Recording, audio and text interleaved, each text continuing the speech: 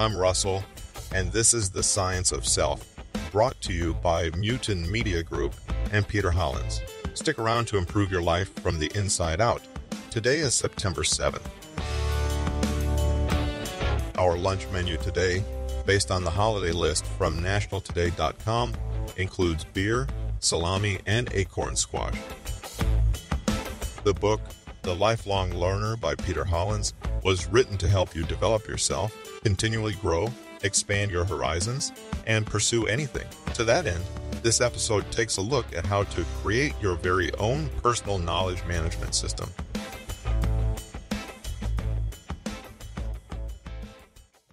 Personal knowledge management and lifelong learning have become essential for success in this ever-evolving world. Now more than ever, it's important to develop an understanding of lifelong learning principles and the skills needed for effective personal information management. Developing strategies for curating, organizing, storing, and retrieving content can help us stay ahead of change and take proactive steps toward our educational and career goals. Knowledge management gives us a solid foundation from which we can thrive on our journey toward developing our lifelong passions. Let's learn how to create your very own personal knowledge management system. Did you know that Babylonian astronomers were using geometry to calculate planetary orbits more than 3,000 years ago?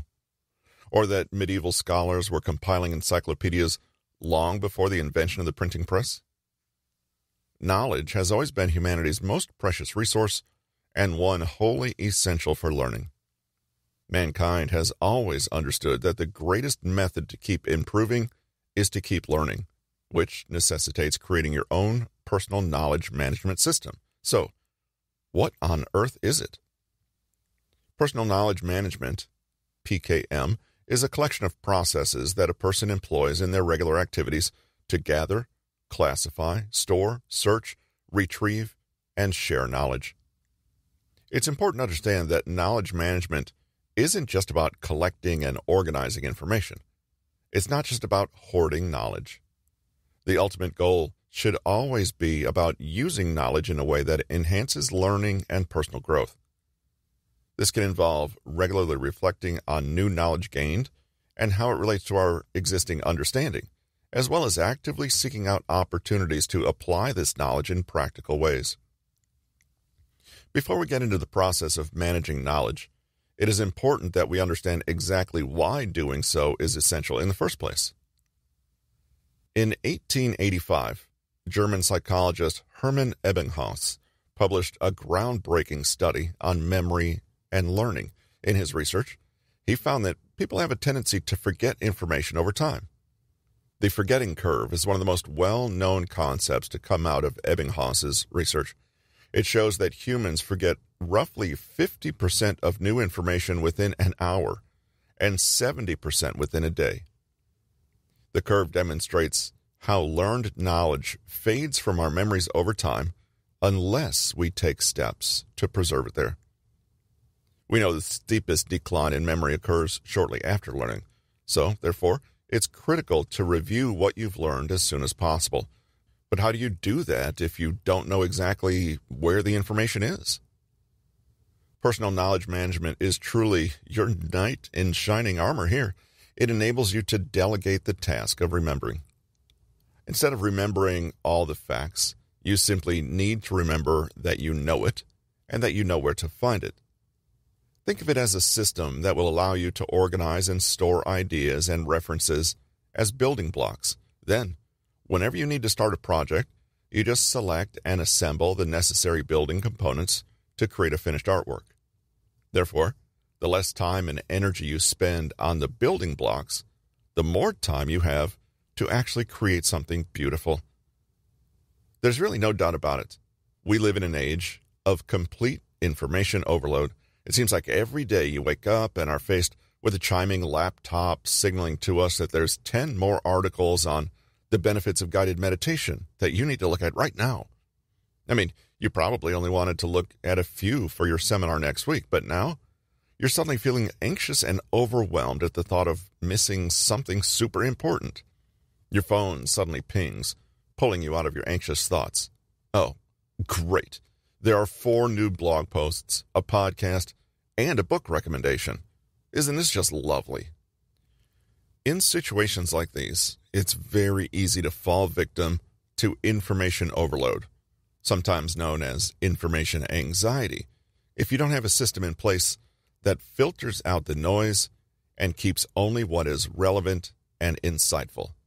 But how do we do that? You guessed it, by having a personal knowledge management system in place. With so much information out there, no wonder people are having panic attacks before routine presentations. I've had many. Most of us are getting lost in the internet's rabbit hole of information in the guise of research. We're saving, staring, and bookmarking posts, notes, and random links that we need to go back through and organize. Having a system in place is going to help us get rid of whatever's inconsequential and keep only what is necessary for future reference. One of the great things about knowledge is that it builds on itself. The more you know, the easier it is to learn new things. This is because you can connect new information to existing knowledge, making it easy to remember and understand. This process is known as compounding, and it's one of the most efficient ways to learn. In fact, studies have shown that students who are able to connect new information to existing knowledge are more likely to retain that information. Rereading a book you already read 10 years ago will help you learn more today. This happens because you connect the concepts to a wider body of information. The notes you're gathering, starring, and bookmarking will create new combinations of ideas for you to unlock. You might have observed artists, writers, and all sorts of creatives do this. Their ability to connect present moments to ideas decades old to create something new for us is what makes all art forms so unique. Thus, if you don't have a management system in place, it will be really challenging to keep track of all your ideas and notes. Plus, you'd probably forget everything, and connecting anything would be impossible. If you're unable to remember prior knowledge and ideas, how on earth are you going to connect it to something new? Now that we've established how important it is to have a personal knowledge management system, it's time to unravel the 3 main steps to creating the best PKM system that will assist in your learning. Gather and capture. Meet Kevin, a man with varied tastes, passionate about work, but just as equally passionate about life. He loves immersing himself in the fascinating and often fantastical world of literature, video games, movies, clandestine encounters, vague memories of tantalizing conversations, and lessons learned. He wants to incorporate the knowledge he's gathered over the years into something practical, something meaningful. He's intelligent and compassionate, but he feels like he hasn't made any discernible progress in his life. He often wonders why. You see, Kevin, like me, is very lazy. He thinks that he doesn't need to write anything down or take notes because he relies solely on his brain to save information. You remember the forgetting curve, right? Well, Kevin is not immune to it. Nobody is. Unless you're a superhero, then maybe you are. Making it a habit to save any information or ideas you believe to be helpful or inspiring when you come across them is the first step in personal management. This is known as creating a capture habit in the context of David Allen's Getting Things Done system for organizing and managing tasks. The ultimate capture goal is to be able to quickly save these items wherever you find them. Don't be concerned with including details. They can later be filtered and organized. For instance, a few capture inboxes that can help you in creating your own are as follows. My tiny research notebook that I only use for class, jam-packed with notes. My fluffy pink notebook that I keep close by when I work. An iOS note that I can add to using Siri and access from the home screen of my iPhone. The same note app on my laptop. Planners that I have personalized on Canva. Anything I believe I might wish to use as a source for my work goes into these inboxes. In the previous week, I've recorded articles that I want to cite in my own work, like this one, ideas for writing styles derived from discussions with clients, screenshots of websites and visual designs that I loved, a study on narrative-driven video games that I found fascinating.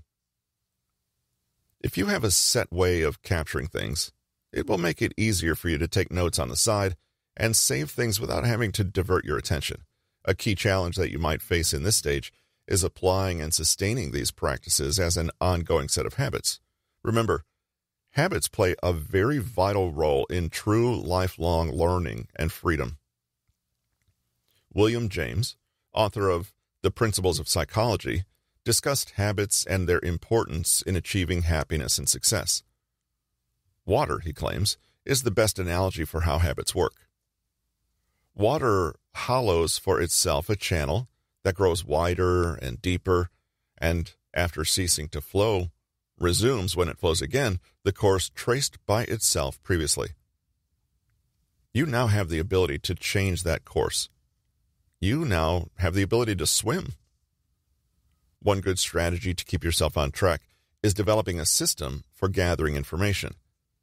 This might include setting up Google alerts for topics you're interested in, subscribing to relevant RSS feeds, or following certain social media accounts. The key is to make it as easy as possible for you to find interesting articles, blog posts, and other pieces of information while also helping you sustain this habit.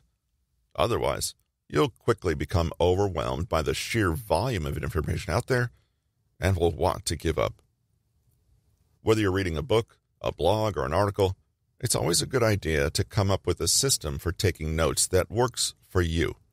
Bullet points, highlighting key phrases, using a traditional journal, or making edits on soft copies. For example, when I read articles online, I like to look for a PDF that I can download. This allows me to quickly highlight the main points as well as add comments. I can then easily go back and access the key information without wasting any time skimming the article once again. Similarly, if I'm reading a book, I prefer to keep a hefty stack of vibrant sticky notes on hand so that I can make my book look like a piñata. It helps make the most boring of textbooks appealing. Oh, and it helps me add my own ideas to the key points I want to highlight. Once you have a system for gathering information and a preferred method for note-taking, you need a way to organize it so that you can easily find what you're looking for later on. If your desk is anything like mine, it's covered in post-it notes, half-finished to-do lists, and crumpled-up pieces of paper with ideas, dreams, and passions that just won't fit anywhere else. In other words, it's a hot mess. You've probably tried every organization system out there, from the bullet journal to good old-fashioned pen and paper, but somehow nothing ever seems to stick. One effective way to organize knowledge is by tagging your information with key words. For example, if you come across an article about the benefits of meditation, you might tag it with meditation, mindfulness, and wellness.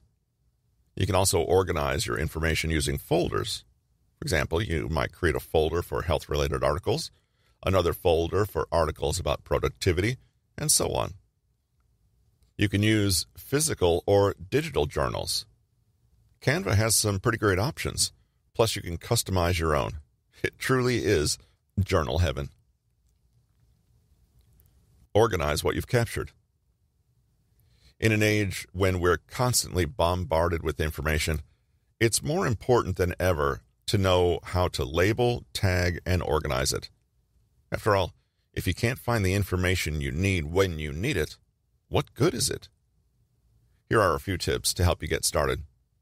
First, think about how you want to access the information.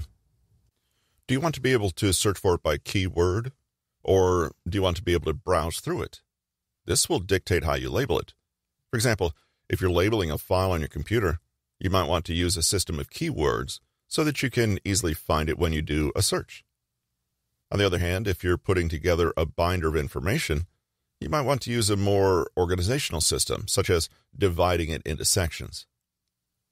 Whether you're organizing your home computer files or adding labels to a client's presentation, it's important to know how to tag information correctly.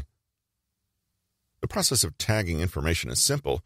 You just need to choose a system that makes sense for the task at hand, and then label each piece of information accordingly. For example, if you're organizing a music collection, you might want to tag each song by its genre, artist, and release date. On the other hand, if you're looking to organize your research for your final year thesis, you might want to tag and label studies and information in accordance with the variables you're studying. For instance, you're exploring empathy and attitudes toward mental illness in young adults.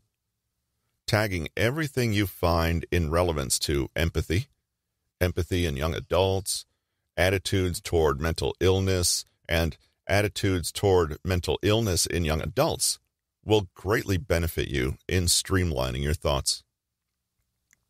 Once you've chosen a system, simply label each piece of information accordingly, and then use the tags to help you find what you're looking for later on. With a little practice, tagging can be an invaluable way to keep your thoughts and materials neatly organized. Secondly, make sure your labels are clear and concise.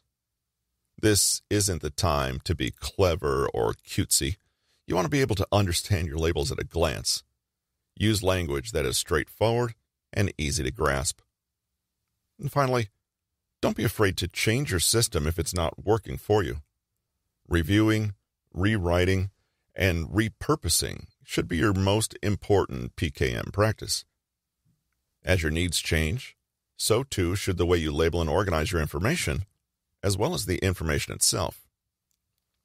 Any new information added to the system should be revisited after a couple days.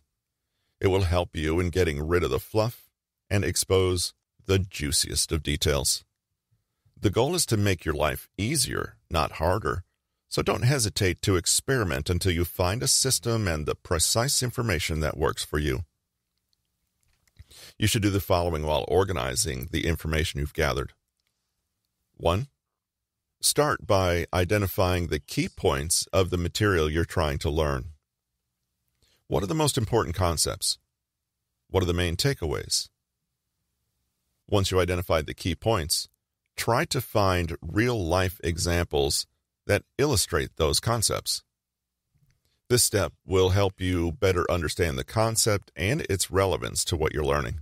For example, you recently came across an article on emotion regulation. You know that regulating emotions is essential for maintaining healthy relationships, managing stress effectively, and achieving success in both personal and professional realms. So what exactly is it? Can you think of some real-life examples? Let's say you're at a party and you see your ex-wife with someone new. You feel a twinge of jealousy, but instead of letting it spiral out of control, you take a deep breath and remember that you're happy in your own life. That's an example of emotion regulation in action. Or let's say you get passed over for a big promotion at work. You're feeling frustrated and disappointed, but instead of throwing a temper tantrum or quitting on the spot, you decide to put your head down and work even harder. Again, that's emotion regulation. Examples like these, stemming from your own lived experiences, can help you with learning and implementing mindfulness techniques in life, as well as tell you whether or not you need to keep this information for future reference. 2. Make sure you deeply understand the material. It's not enough just to be able to regurgitate information. You need to be able to explain how and why certain things work. When you can do that, you'll be much better equipped to determine the relevancy of the information and get rid of what you don't need. Let's go back to the example of emotion regulation. There are several different theories about why emotion regulation works, but one of the most prominent is the idea that it helps us stay grounded in our reality. When we're experiencing negative emotions, it's easy to get lost in them and forget what's really going on around us. But if we can regulate our emotions, we can keep ourselves from getting too caught up in our own heads. This allows us to perspective take, which is an essential part of empathy. So, not only does emotion regulation work help us feel better in the moment, but it also helps us be more understanding and compassionate toward others. 3. Delete everything you no longer find useful or relevant. Create context by making notes to your future self. Why did you save this? Does this inspire you? If yes, in what way? Are there any parts that you'd like to use in the future? How's this going to help me achieve my goals? Remove everything you feel is no longer useful. To make finding and filtering in your management system easier, include metadata, known as tags.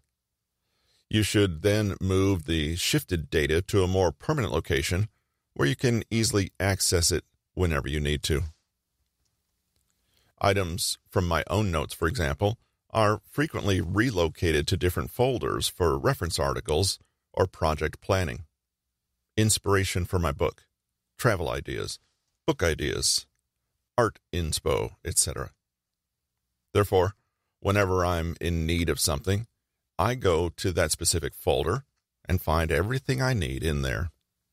This way, I can actually use my knowledge instead of it being lost in sticky notes and random scribblings that don't make any sense. Process your information and compound your knowledge. The Zettelkasten method is a note-taking system that was developed by German sociologist and economist Niklas Luhmann. The system is based on the principle of the larger the net, the more fish you'll catch. The aim is to capture ideas and connect them with one another. It's composed of 3 essential elements: slips of paper, a filing system, and a mind map. The slips of paper are used to record ideas, thoughts, and information. These slips are then sorted into different categories and filed accordingly. The mind map is used to visualize the relationships between different ideas. It beautifully showcases all the 3 essential elements of a PKM system. The slips of paper signify the gathering and the capturing stage. The filing system signifies the organizing. And the final is the mind map, or the compounding of knowledge. This stage consists of rigorously studying and analyzing the information to find patterns that either align with what we already know or deviate from it. This is the true essence of learning, combining different ideas to give birth to something new. For my friend, the time has come to actually make some magic happen. All your notes, up until now, should strictly center around specific themes that are tagged and labeled as such. This will allow you to quickly connect and reframe your notes because each one only contains a single theme or a concept. Don't let the word connect scare you. You just need to critically review and analyze the information to establish links between different concepts.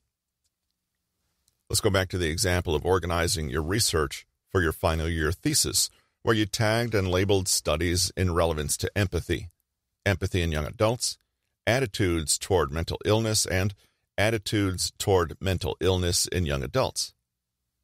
Anyone who's ever undertaken research is aware that a good chunk of it involves establishing a correlation between all the variables being studied.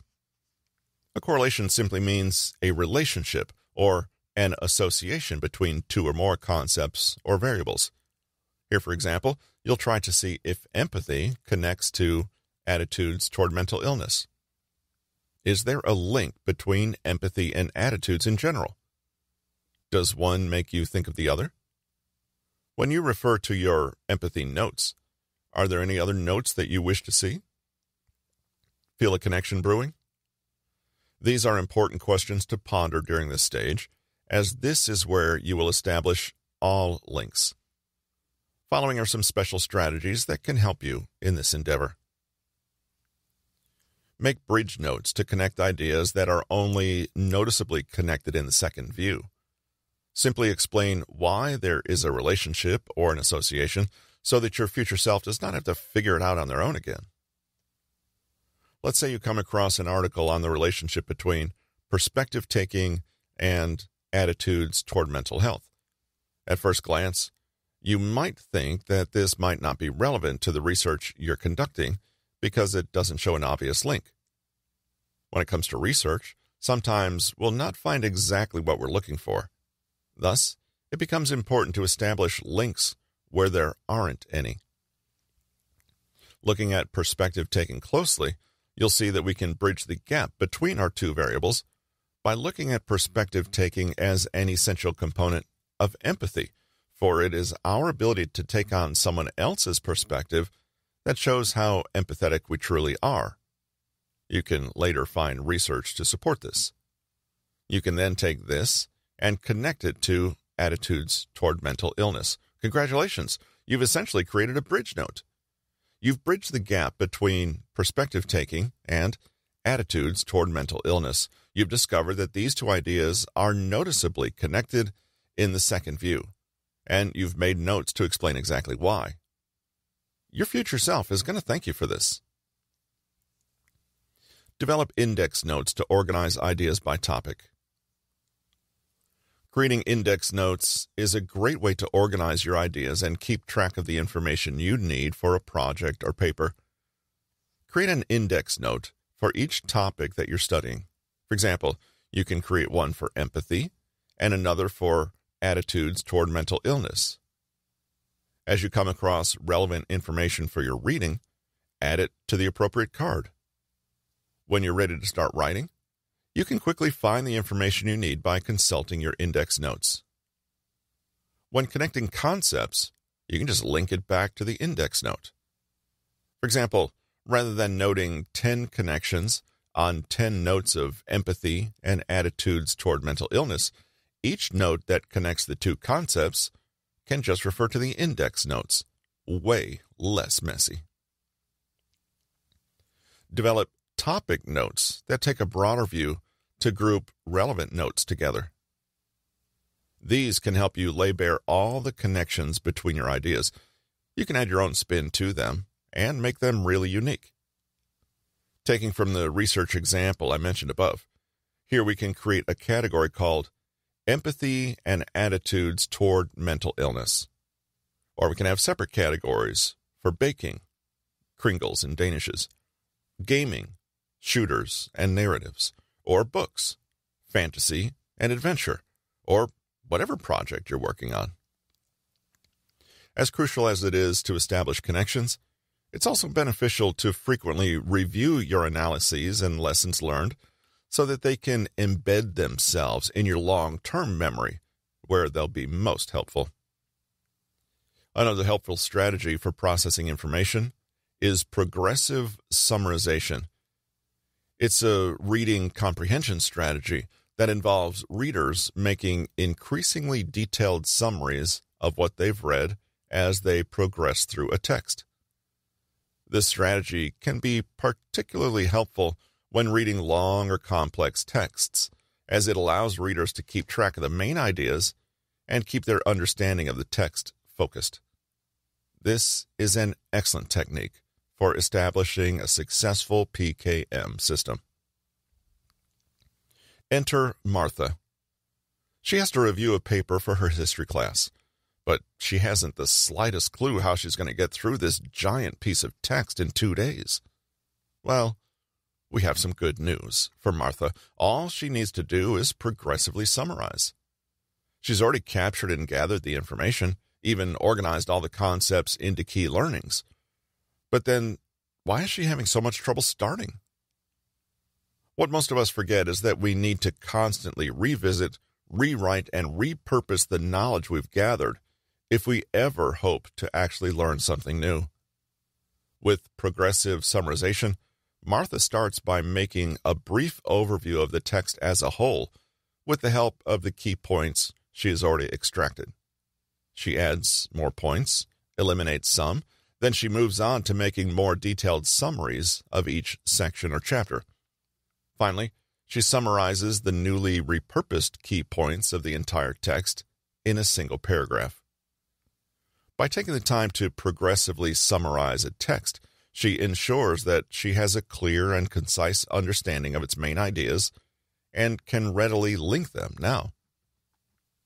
One of the great things about linking concepts is that it gives you a chance to combine different ideas and see what happens. For example, you could take two completely disparate concepts and see how they interact with each other. Maybe you've always been interested in ancient history, but you've also been curious about quantum mechanics. Why not try to write a paper that explores the connection between the two? Or maybe you're a big fan of both romance novels and crime thrillers. Could you write a novel that combines elements of both genres? The possibilities are endless, so don't be afraid to experiment and see what happens when you mix different ideas together. You might just come up with something great. In essence, it's crucial to invest in your thoughts. Invest in your ideas and thinking. Engage in your curiosity. And pull out that notebook full of little tidbits on how to bake, how to sew, how to paint, how to design, how to write, how to literally become anything that you've ever wanted to be. Start giving meaning to the knowledge you've gathered. When you give your knowledge context and meaning, you begin to see compound interest. It's the same as a lot of good behaviors.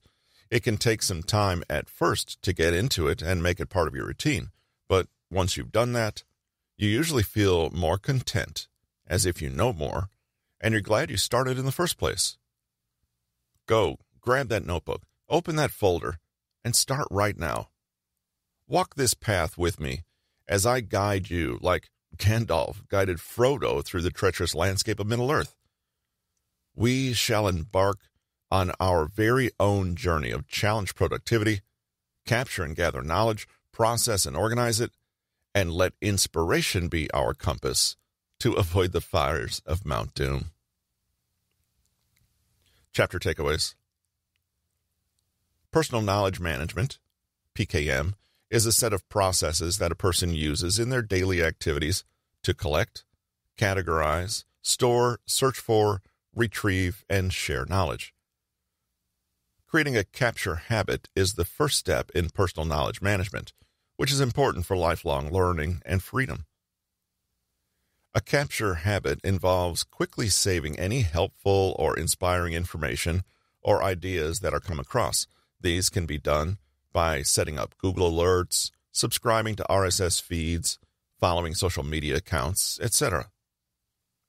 Once information is gathered, it needs to be properly labeled and organized using a system that makes sense for the task at hand. This will make it easier to find later on when needed. The goal is to make your life easier by understanding and implementing the techniques learned from gathering this information. The Zettelkasten method is a note-taking system developed by German sociologist Niklas Luhmann that helps you capture ideas and connect them with one another. It has 3 essential elements: slips of paper, a filing system, and a mind map. The slips of paper are used to record ideas, thoughts, and information, which are then sorted into different categories and filed accordingly. The mind map is used to visualize the relationships between different ideas. In order to make connections between concepts, you can use special strategies like bridge notes or progressive summarization. Bridge notes can be used to connect ideas, index notes to organize ideas, and topic notes to group relevant information or notes together.